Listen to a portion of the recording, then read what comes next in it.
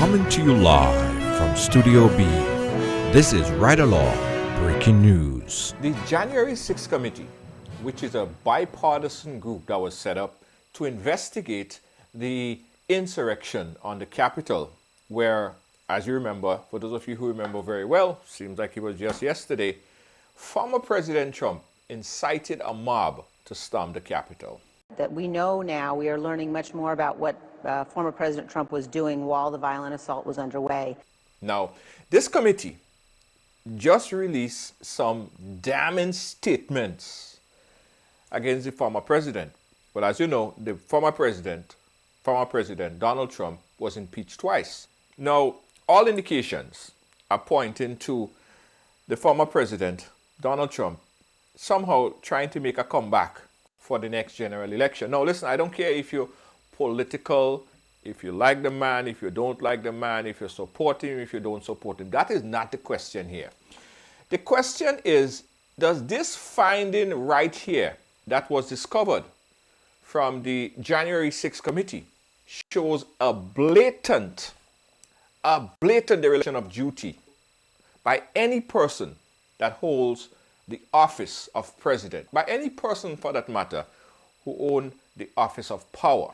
Now, let's break down what was recently discovered. The committee reported just recently that during that time when lawmakers was inside the Capitol and this mob of protesters, Trump mob of protesters, stormed the Capitol, when that was happening, it showed that the former president was sitting and watching it on TV as it unfolded. The committee has firsthand testimony now that he was sitting in the dining room next to the Oval Office watching the attack on television as the assault on the Capitol occurred. We know, as you know well, that the briefing room at the White House is just a mere few steps from the Oval Office. The president could have at any moment walked those very few steps into the briefing room, gone on live television, and told his supporters who were assaulting the Capitol to stop. He could have told them to stand down. He could have told them to go home. And he failed to do so. It's hard to imagine a more significant and more serious dereliction of duty than that. Despite many of his own supporters, some of his own children, some of his own big-time news anchors and supporters from Fox TV coming out and asking him and trying to get him to make an announcement. Please make an announcement to make this thing stop. He was just enjoying it. According to the records, multiple Fox News hosts knew the president needed to act immediately. They texted Mr. Meadows, and he has turned over those texts. Quote, Mark, the president needs to tell people in the Capitol to go home. This is hurting all of us. He is destroying his legacy, Laura Ingraham wrote. Please get him on TV. Destroying everything you have accomplished, Brian Kilmeade texted. Quote, can he make a statement? Ask people to leave the Capitol, Sean Hannity urged. As the violence continued, one of the president's sons texted Mr. Meadows, quote, he's got to condemn this shit ASAP. The Capitol Police tweet is not enough, Donald Trump Jr. texted. Meadows responded, quote, I'm pushing it hard, I agree. Still, President Trump did not immediately act. Sitting back and watching it unfold on television. Now the question is, and the question remains, now is this findings that was reported, is it illegal? I think that there are a number of, as the chairman said, potential criminal statutes at issue here, but I think that there's absolutely no question that it was a dereliction of duty. And I think one of the things the committee needs to look at as we're looking at a legislative purpose is whether we need enhanced penalties for that kind of dereliction of duty. But I think it's also important for the American people to understand how dangerous Donald Trump was. Any man who would not do so, any man who would provoke a violent assault on the Capitol to stop the counting of electoral votes, any man who would watch television as police officers were being beaten, as his supporters were invading the Capitol of the United States, is clearly unfit for future office, clearly can never be anywhere near the Oval Office ever again. Now listen, as I said before, I don't care if you like the man, I don't care if you support the man, but you have to admit that this is crazy. All he had to do is walk to that room and make an announcement. He neglected to do that. Instead, he enjoyed it. Watch the scene as it unfolded. People died because of this mob that he incited.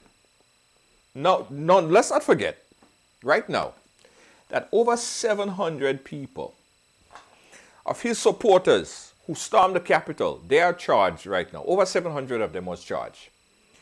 So if you are not charging the henchman, the top nacho, the big man, then it begs the question, then who would you charge for this? We are almost to the 1-year anniversary. And I hope you guys don't ever forget what happened. Long story short, the former president did not accept the result of the election, and he wanted to change and overturn the results. So he ordered his supporters to storm the Capitol. Plain and simple. Plain like black and white. No shades in here. That's what happened. He was not satisfied with the results of the election, and on January 6th, he ordered his supporters to storm the Capitol. So, as I said, you probably love the man. You probably support the man. But you cannot support the fact that you are looking at democracy crumble right in front of you. And you as the president, the person who sworn to protect and serve the people, you are sitting there and watching it on television, not forgetting the obvious. And was reported that some of his supporters reached out to him and begged him, Mr. President, please make an announcement. Go into the briefing room and make that announcement so he could stop. He neglected to do so. Listen, if this is not an illegal act, I don't know what is an illegal act. In fact, there is no illegal act. If this man is able to get away with this, and somehow 2024 come back and Trump 2.0 and try to regain political office, this is the total eradication of any kind of democracy or rights or anything that you could think of. This is not political. This is just common sense to me. This is not political. This is just common sense. I want to know what you guys think about it. I want to know what you guys think about what Liz Cheney just said. Let's sum it up. Let me hear you guys saying about this. His supporters, his non-supporters. I don't only want to hear from people who don't like him. I want to hear from the people who supported this man. Let me know where you stand right now after you hear this thing. Do you still support him? Do you still defend him? He sat there and watched it on national television. Special human. Anyway, guys, I want you guys to comment on this. Let's talk about this. Let's start this conversation over again. January 6, 2022 would mark 1-year anniversary. And I hope that America, I hope the world, I hope everybody never forget. Drive up, drive in, you done. PCR test in 30 minutes or less. No hassle, no wait, no line. It's that easy. Call 516-828-1808. That's 516-828-1808 or book online at allprolab.com.